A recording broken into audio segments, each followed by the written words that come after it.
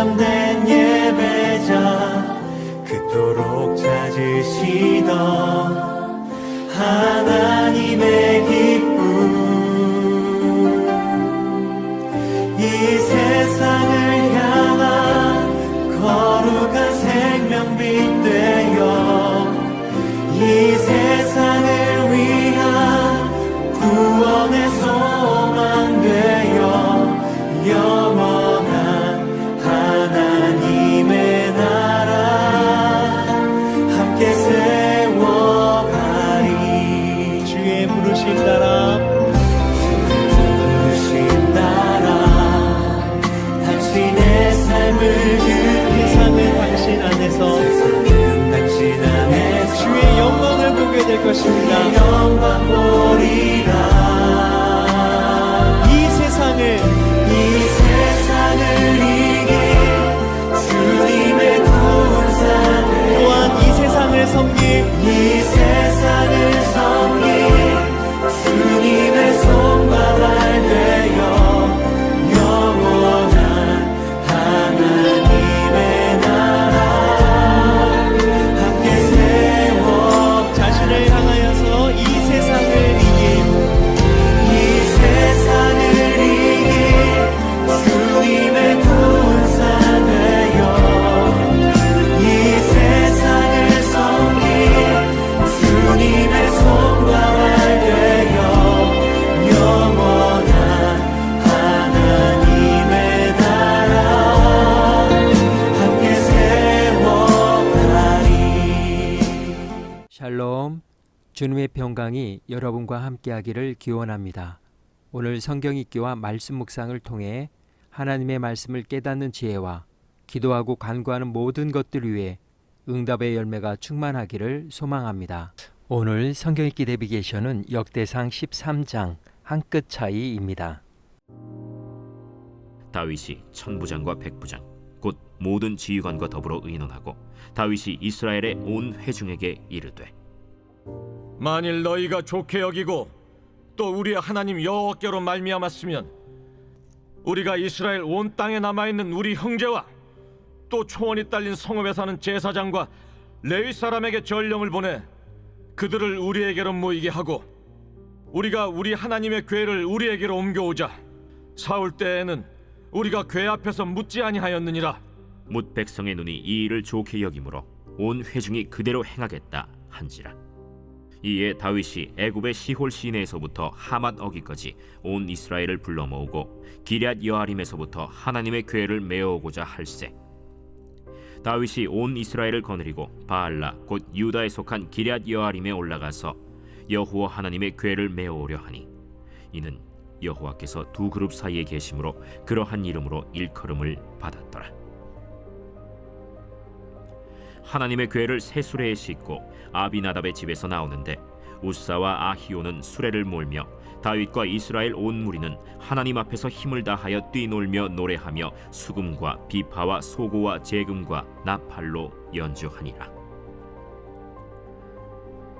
기돈의 타작마당에 이르러서는 소들이 뛰므로 우사가 손을 펴서 궤를 붙들었더니 우사가 손을 펴서 궤를 붙듦으로 말미암아 여호와께서 진노하사 치심에 그가 거기 하나님 앞에서 죽으니라. 여호와께서 우사의 몸을 찢으셨으므로 다윗이 노하여 그곳을 베레스 우사라 부르니 그 이름이 오늘까지 이르니라. 그날에 다윗이 하나님을 두려워하여 이르되 내가 어떻게 하나님의 궤를 내 곳으로 오게 하리요? 다윗이 궤를 옮겨 자기가 있는 다윗 성으로 메어들이지 못하고 그 대신 가드 사람 오벳 에돔의 집으로 메어가니라. 하나님의 궤가 오벳 에돔의 집에서 그의 가족과 함께 석 달을 있음이라. 여호와께서 오벳 에돔의 집과 그의 모든 소유에 복을 내리셨더라.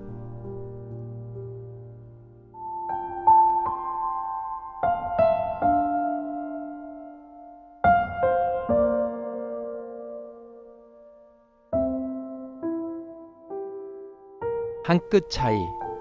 한 끗은 바둑, 장기, 승부 경기에서 사용되는 표현으로 승패를 좌우하는 아주 작은 수나 차이를 뜻합니다. 겉보기에 사소해 보이지만 결과를 완전히 바꿔놓는 결정적인 차이입니다. 이 한 끝은 단순한 오차가 아니라 본질을 지키느냐 놓치느냐를 가르는 경계가답니다. 재봉에서 한 땀의 어긋남이 옷 전체를 망가뜨리고 건축에서 1cm의 오차가 구조물의 안전을 위협하듯 운전의 순간 방심이나 작은 기계 결함이 큰 사고로 이어지듯 신앙에서도 거룩과 세속, 순종과 불순종은 종이 한 장 차이입니다. 우리가 아는 역사 속 큰 비극들도 사실은 작은 차이에서 시작된 경우가 많습니다. 타이타닉호의 침몰은 단지 빙산을 늦게 발견한 몇 분의 지연에서 비롯되었고, 아폴로 13호의 위기도 산소 탱크의 작은 결함 하나에서 시작되었습니다. 오늘날에도 비행기의 항로가 단 1도의 각도만 빗나가도 처음에는 눈에 띄지 않지만 결국 수백 킬로미터를 벗어나 전혀 다른 곳에 도착하게 됩니다. 작아 보이지만 그 작은 차이가 결국 모든 것을 바꿉니다. 신앙에서도 하나님 앞에 한 끝은 결코 사소하지 않습니다. 그분을 향한 경외와 순종의 무게가 거기에 담겨 있기 때문입니다. 오늘 본문의 주제어는 한 끗 차이입니다. 다윗은 온 이스라엘과 더불어 언약궤를 예루살렘으로 모셔오려는 거룩한 목적을 세웠습니다. 그러나 방법에서 한 끗이 빗나갔습니다. 하나님은 언약궤를 옮기는 방법을 분명히 말씀하셨습니다. 언약궤는 반드시 레위 지파 중 고앗 자손이 맡아야 했고, 사람의 손이 직접 닿지 않도록 궤 양쪽 고리에 궤채를 끼워 어깨에 메어 운반해야 했습니다. 다른 방법은 허락되지 않았으며 만지는 자는 죽음을 당하게 되어 있었습니다. 그러나 다윗은 이 규정을 따르지 않고 블레셋 사람들이 했던 것처럼 새 수레에 언약궤를 실었습니다. 그 방법은 보기에는 더 효율적이고 안전해 보였을지 모릅니다. 아마 다윗도 블레셋이 성공적으로 궤를 옮긴 방식을 보며 그 방법이 더 나아 보인다고 생각했을 것입니다. 그러나 세상에서 좋아 보이는 방법이 항상 하나님 앞에 옳은 방법은 아닙니다. 하나님은 단순히 목적만이 아니라 그 목적을 이루는 과정과 방법까지도 거룩하기를 원하십니다. 여행 중 궤가 흔들리자 웃사가 손을 댔고 그 순간 하나님의 진노가 임했습니다. 이 일을 계기로 다윗은 두려워했고 결국 언약궤는 오베데돔의 집에 머물렀습니다. 놀랍게도 그 집에는 하나님의 복이 가득 임했습니다. 같은 언약궤이지만 태도와 방법의 한 끗 차이가 심판과 복을 갈랐습니다. 하나님은 우리의 마음뿐 아니라 그분을 대하는 방식과 태도까지 거룩하기를 원하십니다. 그러므로 작아 보이는 차이를 결코 가볍게 여기지 마십시오. 그 차이를 지키는 것이 곧 하나님의 임재를 복으로 누리는 길입니다. 오늘 하루 성경 구약성경 읽기 내비게이션은 역대상 13장 한 끗 차이였습니다. 이 시간 기도의 자리로 나아갑니다.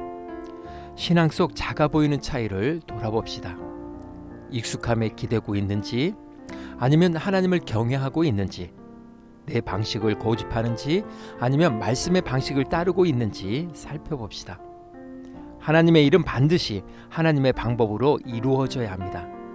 그 한 끗 차이를 끝까지 지킬 수 있는 은혜를 구하며 이제 말씀의 교훈을 마음에 새기고 기도의 자리로 나아갑니다.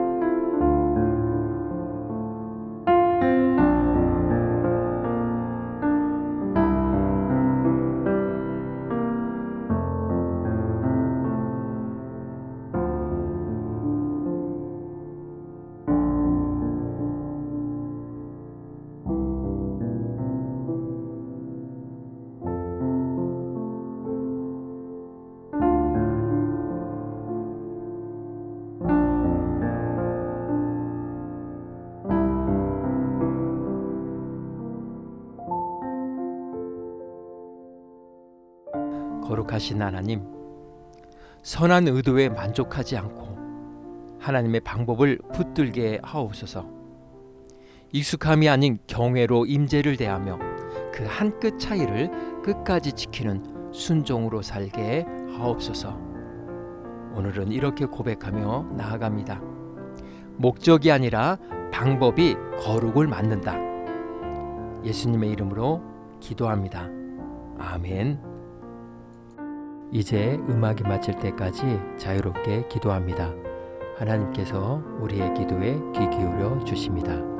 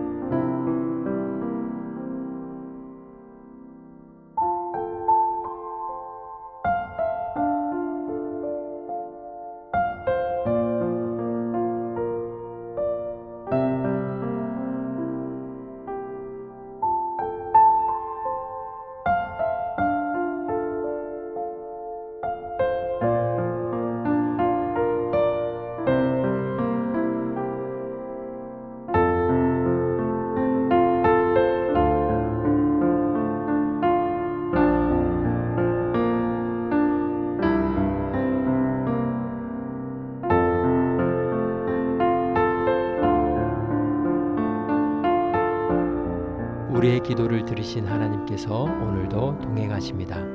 주님 안에서 성령의 새 역사를 써내려 가시길 축복합니다.